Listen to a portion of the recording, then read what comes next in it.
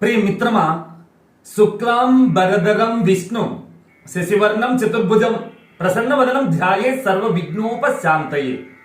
ఈ శ్లోకం అందరికీ ముద్దుగా ముచ్చటగా ప్రారంభం పూజకైనా ఏ నోముకైనా ముందు ఉంటుంది.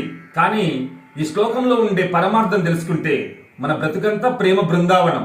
శుక్లాంబర అంటే చిదంబరం, శుక్లం అంటే తెలుపు దివ్యమైన జ్ఞానస్వరూపం, అంబరం అంటే చిదాకాశం అదే చిదంబర రహస్యం, ధరం విష్ణుం అంటే ధరించిన వాడు విశ్వవ్యాపకుడైన పరమాత్మ, శశివర్ణం అంటే 4 అవస్థలు జాగ్రత్త స్వప్న సుషుప్తి తురియ 4 అవస్థలు, చతుర్భుజం అంటే 4 మనసు బుద్ధి చిత్తం అహంకారం అనే ఈ 4 విహరిస్తా ఉంది. ఇదే భుజములు అంటే ఈ తతంగం అంతా ఎవడైతే సంపూర్ణంగా జయిస్తాడో అతని ముఖం ప్రసన్న వదనం ధ్యాయే, నిత్యం ప్రసన్నత్వంతో శోభిస్తుంది. అప్పుడే మిత్రమా సర్వ విఘ్నముల నుంచి కష్టముల నుంచి నువ్వు పరిపూర్ణ శాంతిని పొందగలవు. అప్పుడే నువ్వు యథార్థ భారతీయుడివై శోభిస్తావు. జై భారత్.